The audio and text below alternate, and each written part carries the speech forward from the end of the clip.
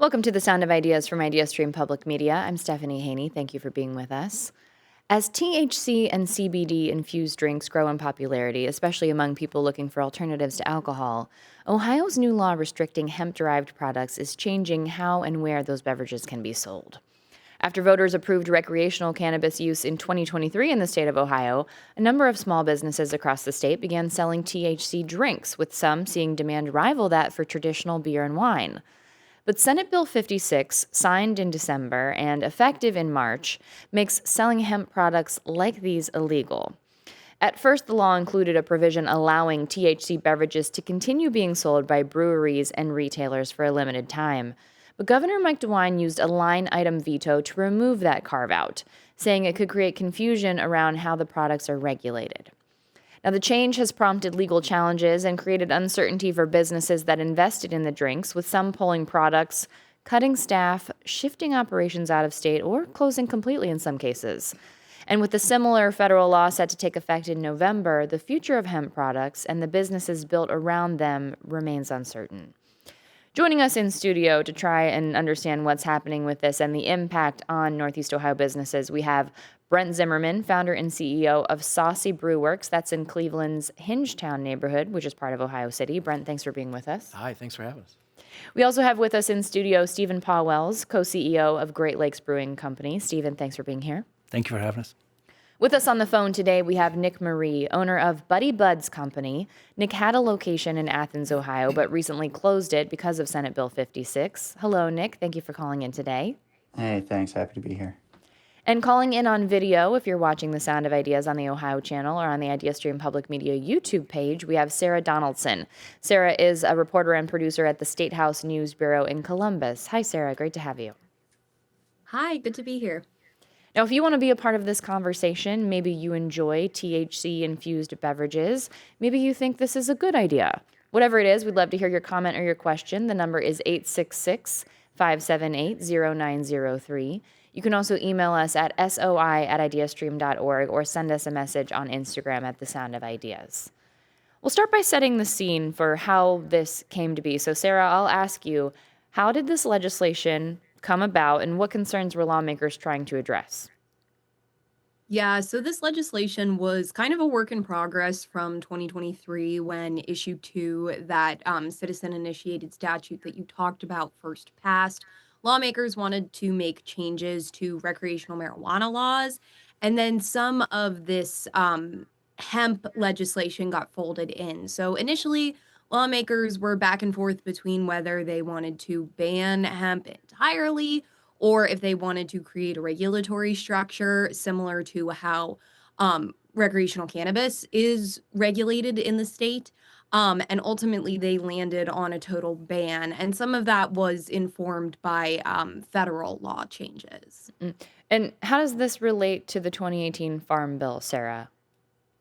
Yeah, so in the 2018 Farm Bill, and obviously we've got a ton of experts on this panel, so someone can correct me if I'm wrong, but basically THC, there are a bunch of different strains of what THC is. So Delta 9 THC over a certain percentage is what you would traditionally think of as marijuana and cannabis, but there's also Delta 8 THC, THCA, all these different strains. And the Farm Bill, in essence, in 2018, deregulated a lot of these strains.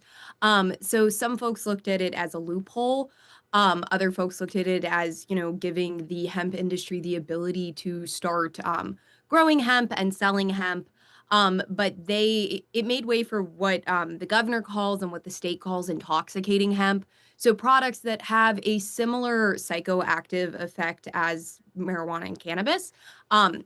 But not the same regulatory structure. So some folks look at it as a loophole, but of course, it's what allowed, beverages to be made, these CBD and THC beverages to be made, because technically under federal structure and state structure, because when the federal government deregulated hemp, the state government followed suit in 2018. These beverages could be made before issue 2 and before 2023 when cannabis was legalized.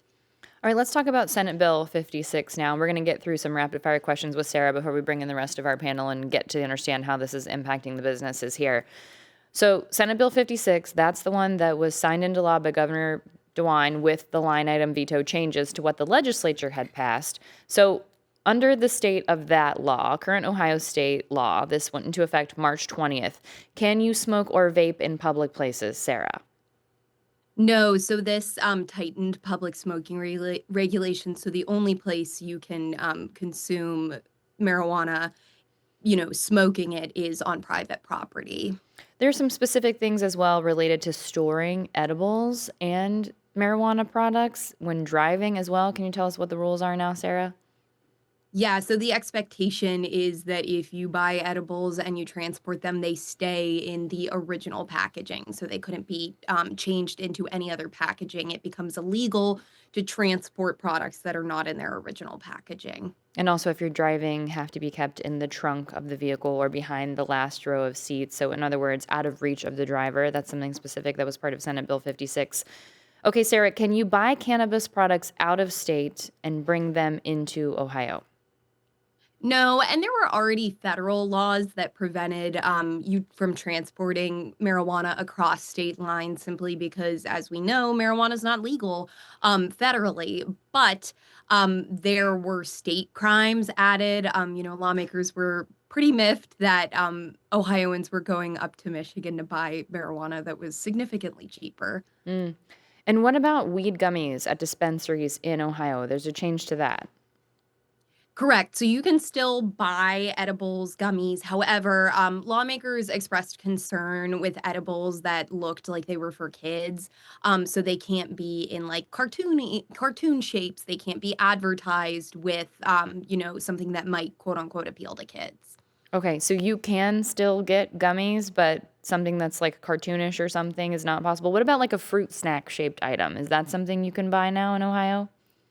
I'd have to look specifically at statute. I know that there were some concerns with that, and there were also some concerns with like fruit flavored vapes. Okay. But I don't remember where lawmakers landed on finally, so I'll have to check on that. All right. One more quick question for Sarah on Senate Bill 56. If I'm an Ohio resident, where can I legally buy THC and CBD products right now? So the only place that you can legally buy THC and CBD that is quote unquote intoxicating, so not necessarily non-intoxicating CBD, is at a licensed dispensary. So the state licenses several hundred dispensaries. And you have to go through a whole rigmarole to get in. You have to show your ID. There are multiple rooms, but for folks who have bought at a dispensary before, those are the only places that you can buy it at. All right, I want to open this up to our business owners now. And Brent, I'll ask you first, what is it that is problematic about Senate Bill 56 for your business operations? Is it specific to the THC drink limitations?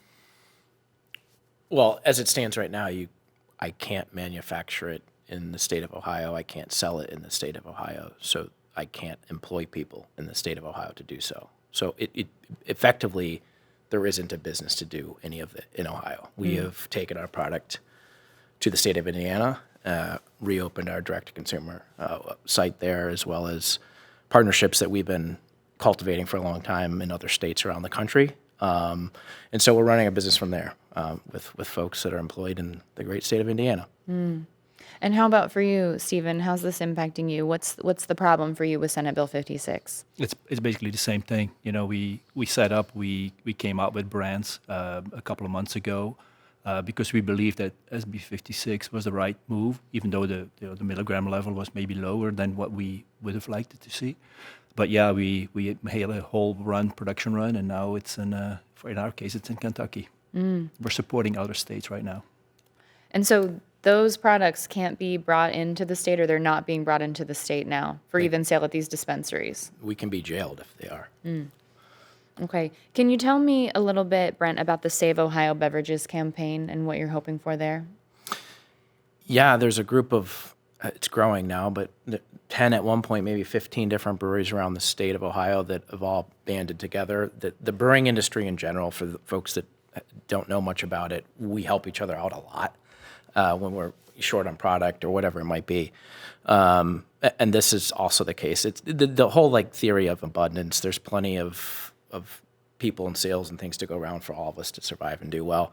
And so we all combine forces together to not only talk to folks, customers, et cetera, out in the state of Ohio, but also all of our politicians that represent us around the state. So that has been one of the more refreshing parts of this, is just teaming up together with all these other great companies that are in Ohio that employ a lot of people. So it's been, that camaraderie has been a fun thing, but again, it a little bit feels like COVID, where I wish it wasn't happening. This thing that brings you together. Stephen, what would you like to say about the campaign? Yeah, I think that when the governor basically did the veto, we were all baffled. And it took us a while to get our feet under ourselves to try to figure out what are the next steps. And there were basically three ways to do this. One was with litigation.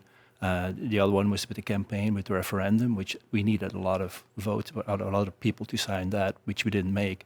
And then the third way was really convincing legislators, like, okay, this move that the governor now did basically supports businesses outside of the state. There's no support here for Ohio whatsoever in this. So we're trying to educate the legislators on this, and that's basically what this campaign is about. Now, for each of you, and I'll ask you, Brent, first, what were you selling that you can't sell now? Can you tell us what it was and how popular it was with the customers? Yeah, so we are not as far into this as some of the other folks that you saw in our campaign. We launched our business actually a couple months ago. We only had 3 products, 2 different 5 milligram THC products, as well as a 10 milligram THC products, which also had other cannabinoids in them. So very simple. 3 different cans, 3 different moods, 3 different things as from a branding perspective. But that was it. We were selling them direct to consumer, working on deals for other states, but also in our pubs. We probably had a runway of not quite 2 months selling them in our pubs. And, Stephen and I were talking about this before we got in here. It was approaching north of 25% of all beverage sales in that short amount of time. So you're talking wine, liquor, beer, and non-alcoholic drinks, which is pretty substantial. I think some of the retailers, and we might hear from our compatriot here a little bit further down the road, but I've been hearing north of 40-50% of their sales were these beverages. So we also saw a part of a little bit of a segment where we lost during COVID, and then the folks that just weren't drinking or coming out anymore. Mm-hmm. We started to see faces we hadn't seen in a long time, just coming back out to socialize because there was something for them. So it was nice to see. There was a buzz. There was definitely a different traffic feel in 2026 than there was in 25. So we were all, pretty optimistic about where it was going. Mm-hmm. And Stephen, at Great Lakes Brewing Company, what were you selling there that you can't sell now? Yeah, the same. We have 2 products, 5 milligrams, and 2 products that are 10 milligrams. We actually started with 1 product that we sold in our gift shop in August last year, and it did very well. And it took us a while to get the new products out because we sell in 15 states, and trying to get your can in compliance with all those states, and every state has different regulations. So it was really tough trying to get all that lined out, and that took us about 6 months before we had the product. We wanted to make sure that we were, in compliance with all different states. Mm-hmm. I think that's a really important point. When people talk publicly about, well, they knew the ban was coming. The process to set up the capital formation and the time to, in his case, 15 states, for even us, for 1 state, it's a lot of time and money and people that get involved. We all take our businesses very seriously and had controls and regulation around what we were doing, and that just doesn't happen overnight. It's months and sometimes years in planning. Sure. Let's bring in Nick to the conversation. Now, Nick, your company had a location in Athens, Ohio, and that closed recently. It was open for 3 years. Tell us about that decision to close in Ohio.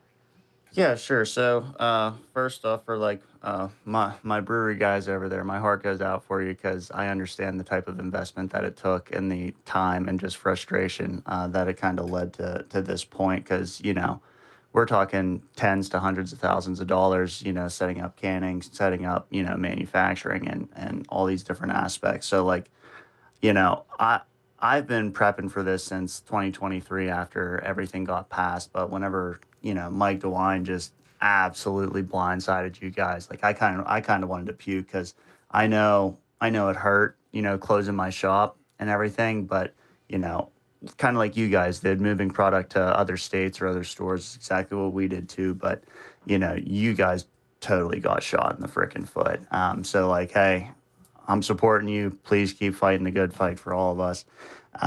But on our side of things, so we sold carts, edibles, flour, dabs, and beverages like you wouldn't believe. We actually introduced the beverage scene into Athens, Ohio. And just like my brewery guys, when it comes to like the hemp side of things, we absolutely have had to shut down.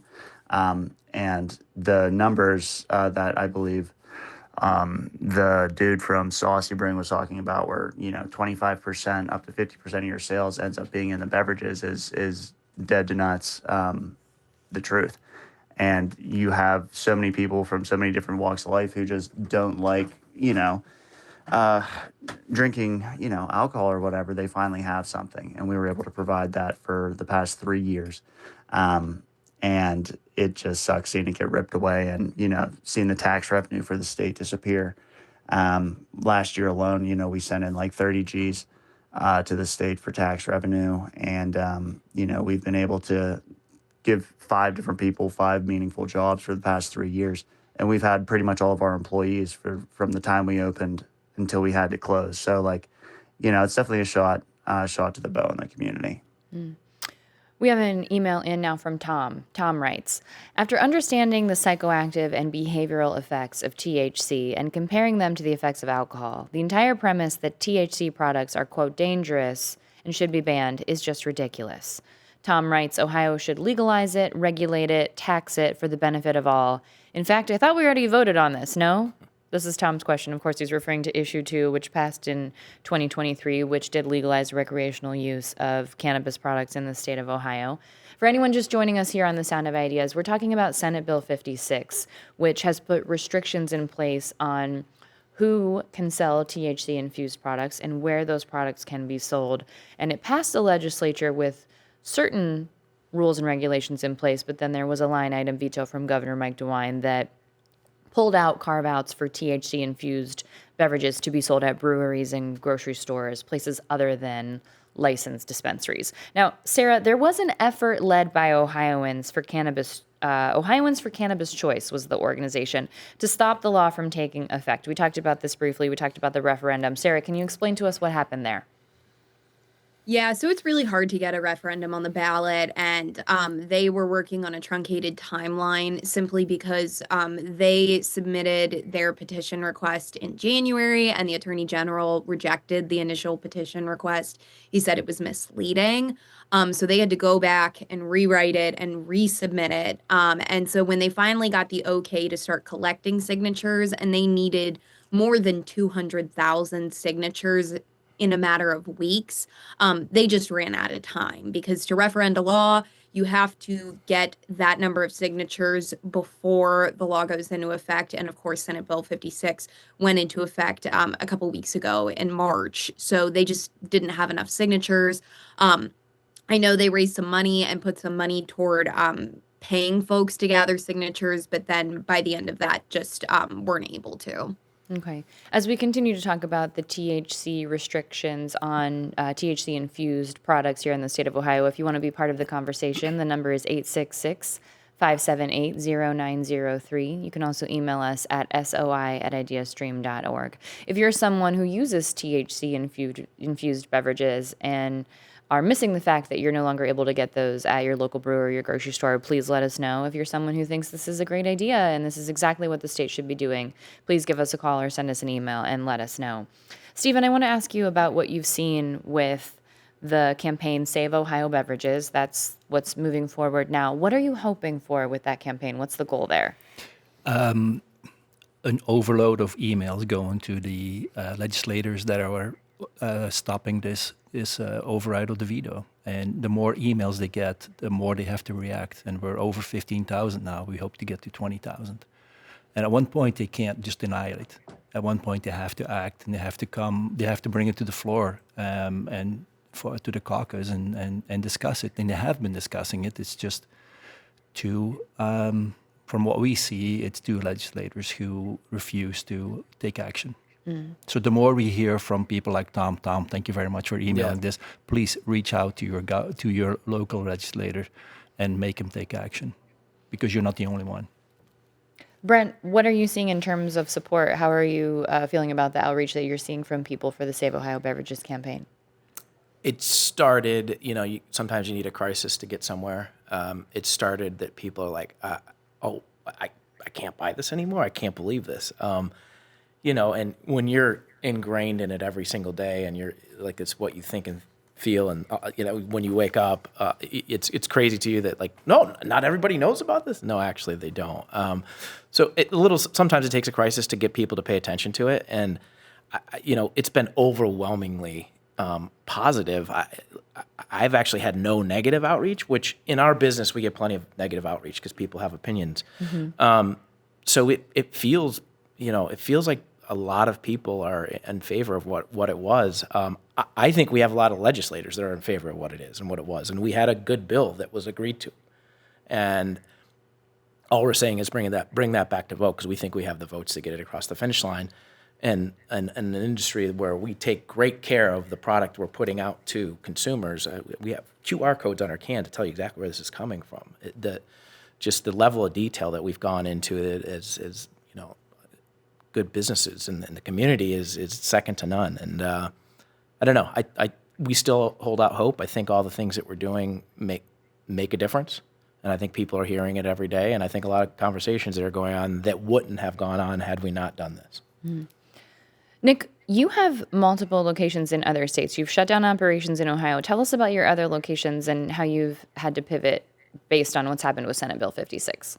Yeah, happy to. So, kind of one of the frustrating things, right, is there's meaningful legislation that's been passed in West Virginia, of all places, back in 2023, where instead of just banning everything, they regulated it, put a tax on it, and created a separate enforcement body to review everybody's labels and products, manufacturing processes, everything. And you would think that Ohio would do something similar. Now, before the ban took effect or got written in on December 19th or whatever, there was a proposition to provide up to 400 licenses for businesses to survive. So they didn't do that. Instead, they just went the outright ban option.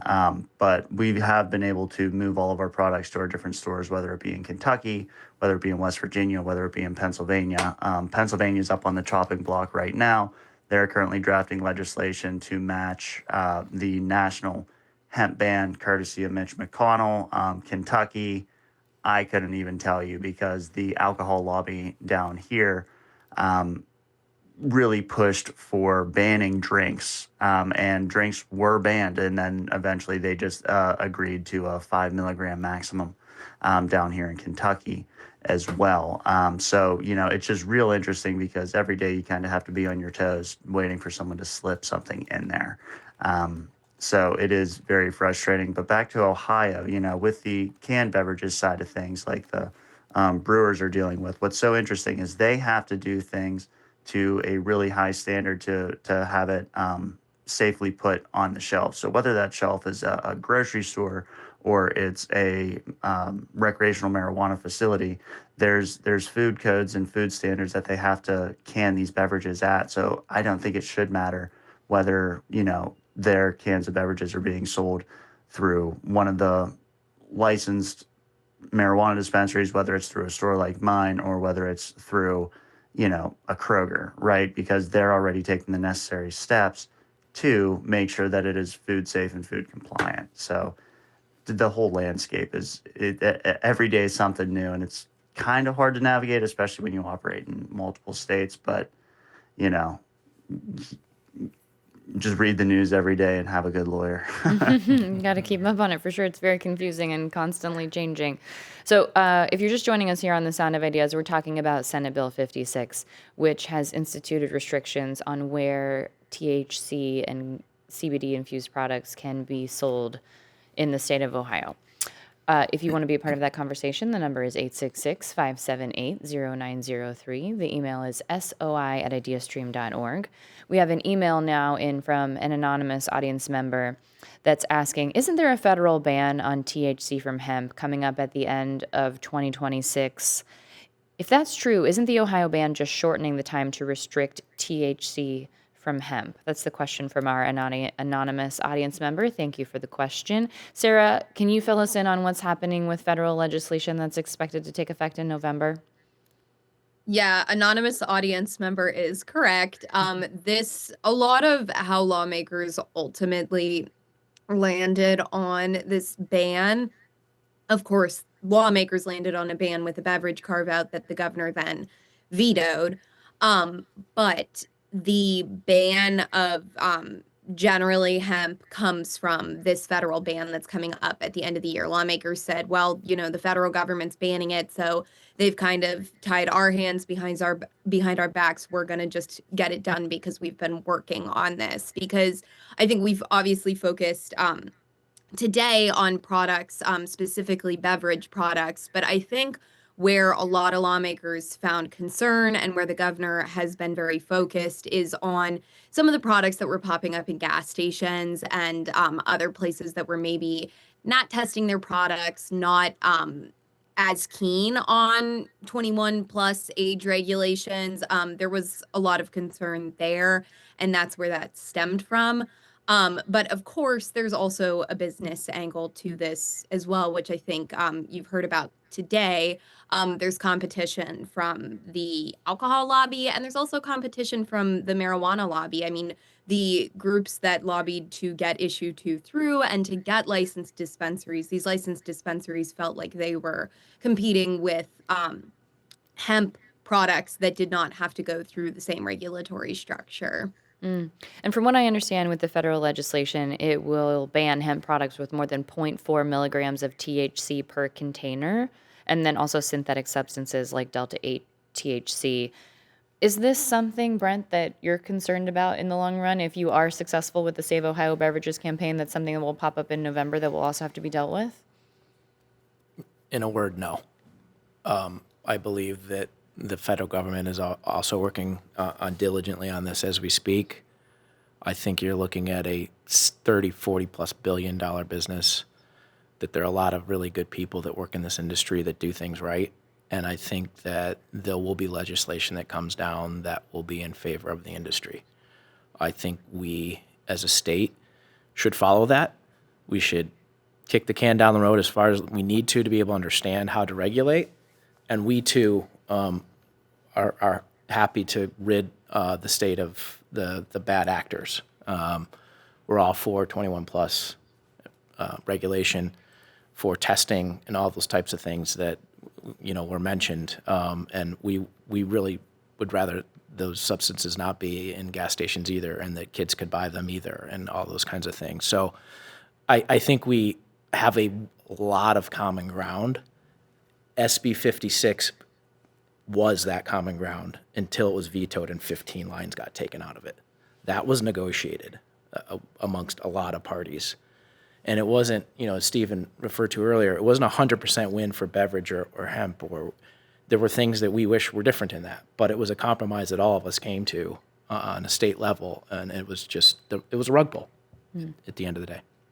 I want to ask everyone, we have just a couple of minutes left here. What are you hearing from your customers? I know I have friends who have been going out that have been enjoying THC-infused drinks that don't drink alcohol anymore. Stephen, what are you hearing from customers who can't get that at a bar now?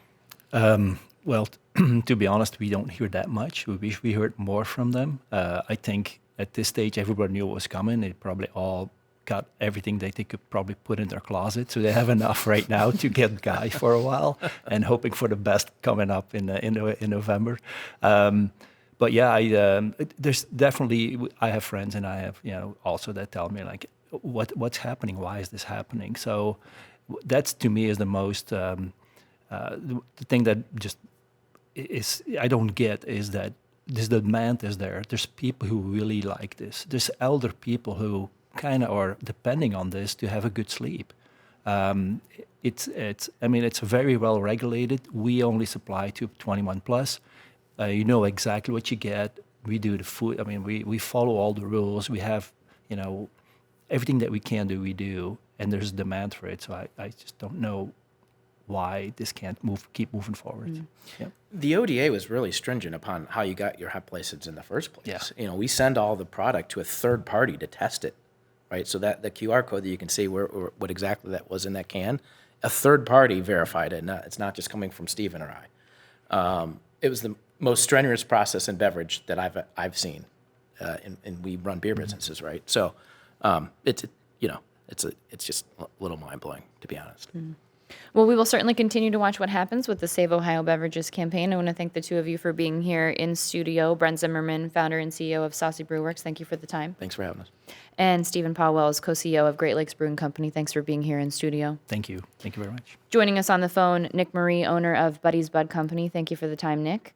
Yeah, absolutely. Thank you. And also calling in via video, Sarah Donaldson, reporter and producer with the State House News Bureau. We appreciate the time, Sarah.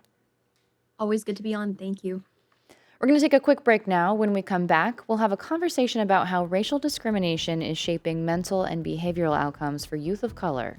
This is The Sound of Ideas. I'm Stephanie Haney. Stay with us.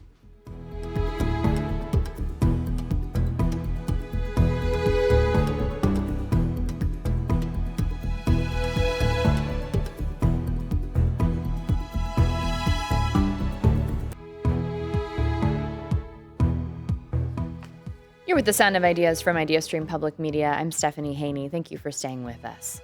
Studies from the Journal of the American Academy of Child and Adolescent Psychiatry show that 90% of youth of color report encountering racial discrimination in their lifetime. While those experiences can impact their mental and physical health, many families have found ways to help their children cope, for example, by encouraging therapy and possibly talking more openly amongst themselves about vulnerable topics. Even so, experts say conversations happening at home may not provide the same benefits as those happening in clinical settings. Now, this afternoon, a lecture presented by the Case Western Reserve University Schubert Center for Child Studies will explore how families, providers, and even new technologies can play a role in helping young people cope with race-related stress and what more can be done to support the mental health of young people of color. We'll get a preview of that conversation from this year's Kessler Friedheim Lecture speaker, Dr. Rihanna Elise Anderson, Associate Professor in Columbia University's School of Social Work. Dr. Anderson, thanks for being here. Thank you so much. We also have with us Habiba Rashid Grimes, a consultant and expert in trauma-informed care and culturally responsive leadership. Habiba, thanks for being with us. Thank you for having me.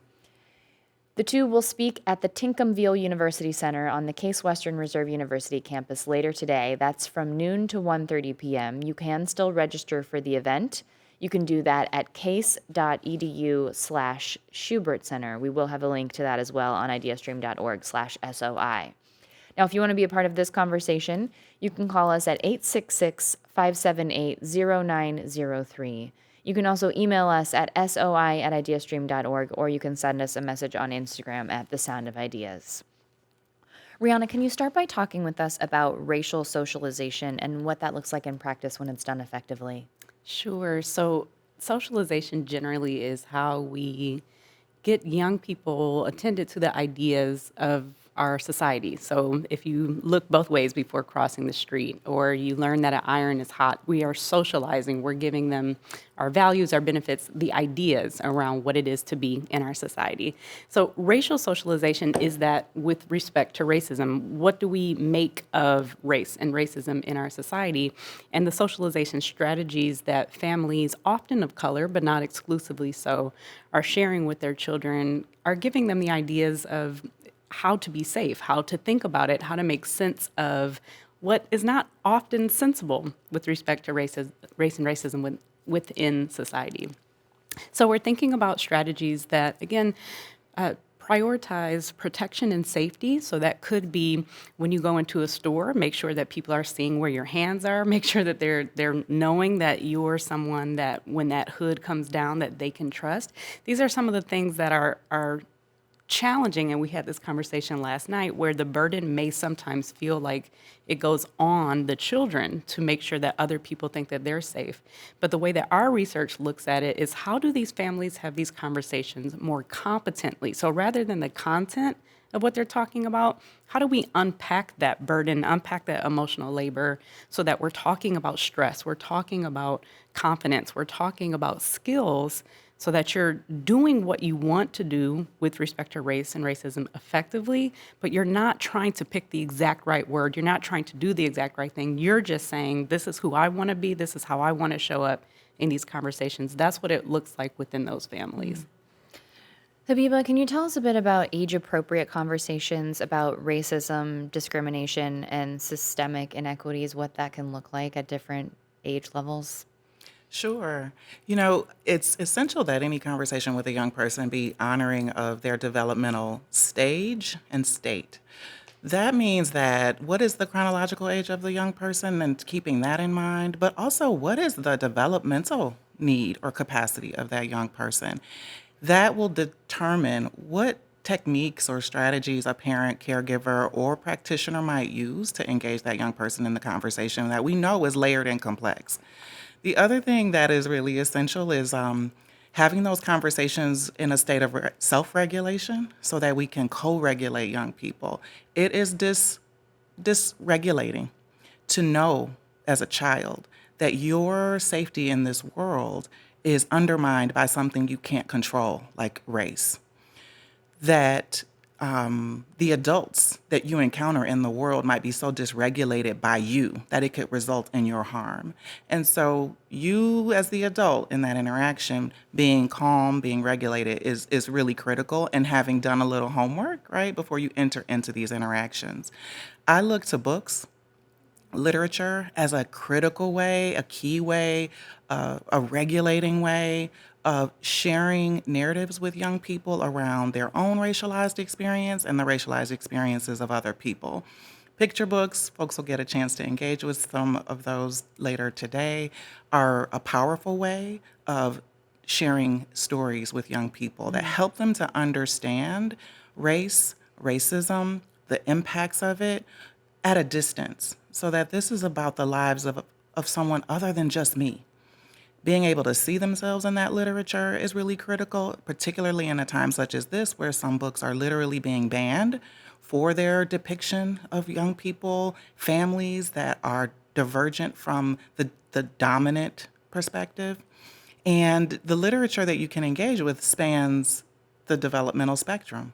So young children, picture books, short narratives, even telling your own stories. My mother is a storyteller, and when she would be taking my young children to school, she would tell them stories in the car from an Afrocentric perspective. That taught them something about their lived experience, that it gets to be more than just traumatizing as we are sharing with them the reality of Blackness in this world.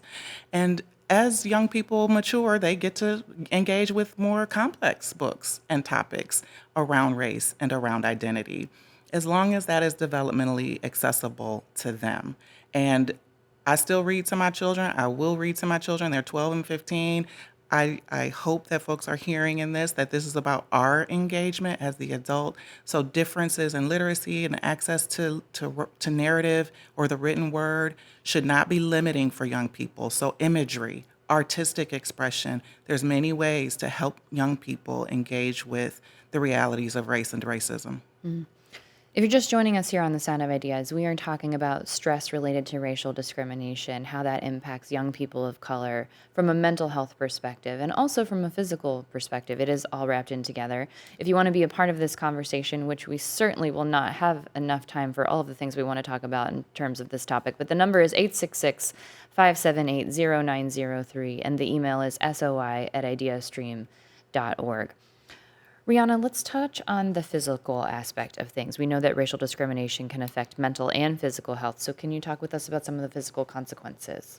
Sure. And it all connects, right? So if you're thinking about my ruminating, so I'm thinking often about this experience that's just happened, whether it's to me or someone who looks like me or someone in the community that I don't even know, that connective tissue of my mind racing, perhaps that impacts the amount of sleep that I can have, because my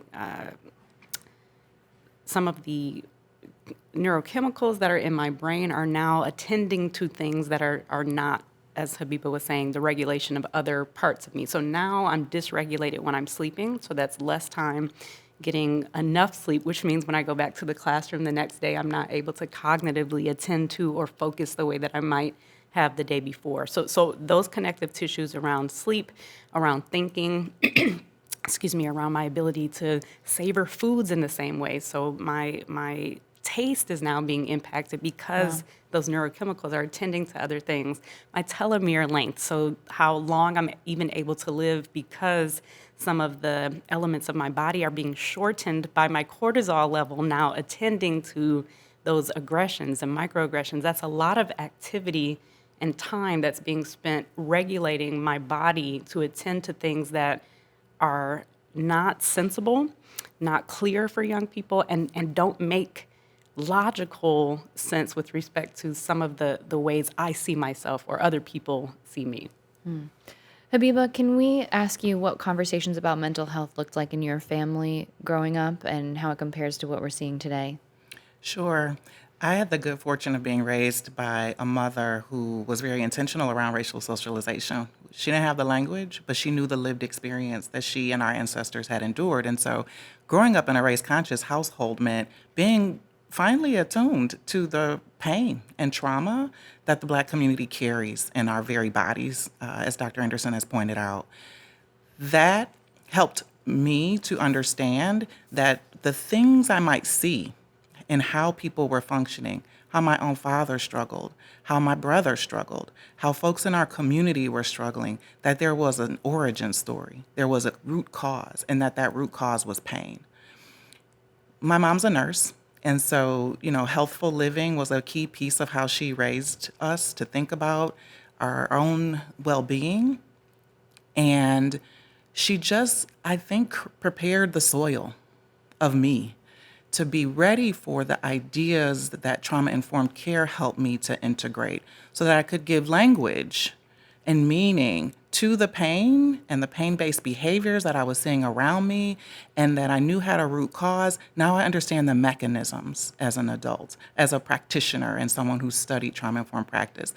I was in a household full of books and so learned to love not only literature, non-fiction literature, but also nonfiction, and the voices of Black feminists and others who speak into the conditions that we face as a people and how we might get to the other side, how we might cultivate that kind of post-traumatic wisdom, how we might access healing. So it was a huge part of my experience and really a thread that runs through my professional life. Let's talk about representation now. And Rihanna, I'll start with you. We know that representation can play a powerful role.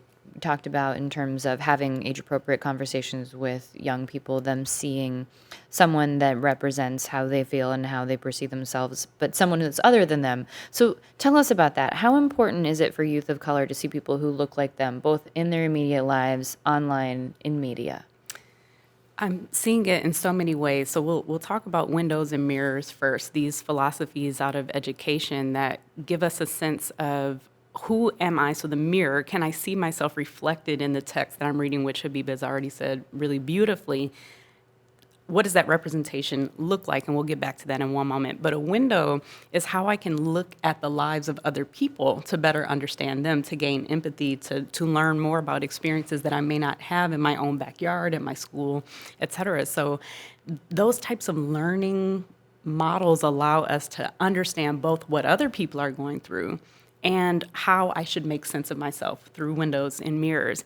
But to tap onto the mirror a bit, if I'm only seeing myself represented as a secondary character, right? And we understand in media studies that is often the case for Black children. They are rarely the center character, rarely the central idea of the story. They may be a sidekick, or oftentimes they're someone who's in trouble. So we know that there's a preponderance of literature or media that looks at young Black children as problematic characters. And so if my representation is always secondary or problematic, that's how I may start to internalize. That's how people like me are. That's how I'm supposed to be. So it's a learning opportunity as well as a teaching opportunity. Who am I? But also, who are these people when we look at them as characters? So it's really critical that when we think about what's happening education-wise, what we can and cannot learn in schools, what books are available, what is happening in the larger media and what's happening in the larger culture around what is accessible for young people. This is with intention to diminish the story, to diminish the history, the lived experience, so that people can learn more about them, and they are being represented in ways that, unfortunately, again, when we're looking at media, if they're only secondary, if they're only problematic, that's a strategy, that's an intentional strategy. Let's talk about representation in the clinical setting. We had mentioned through some of the research we'd done on this topic, there will be a conversation about how conversations in clinical settings can be different than conversations at home. So, Habiba, does it matter for a young person if your therapist, for example, looks like you? It matters a great deal. And there's a significant amount of research that affirms that young people and adults really prefer and desire practitioners who look like them. There's a body of research, too, that extends beyond the mental health space into healthcare and into education, where we see and find that when young people of color have educators, clinicians, healthcare providers who look like them, their outcomes are better.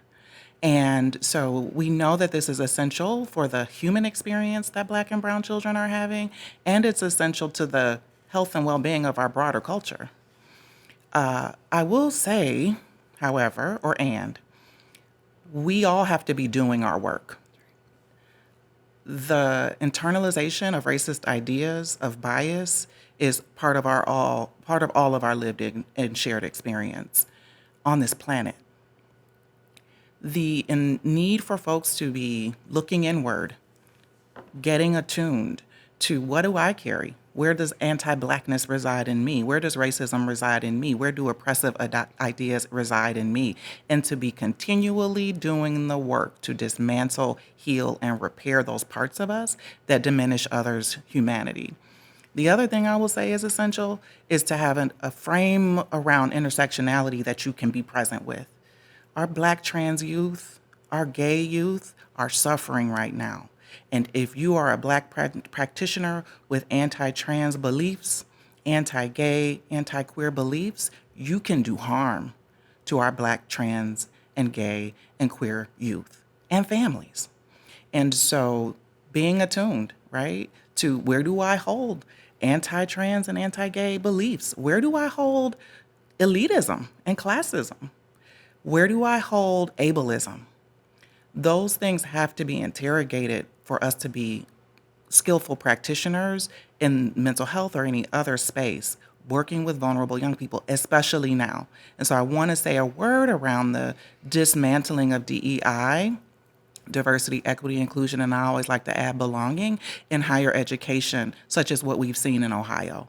We risk practitioners coming out of very expensive and wisely invested in graduate and bachelor's and certificate programs without having done their work around their healing of their humanity, repairing these harms, and risk going into community and serving folks in ways that result in unintended even harm.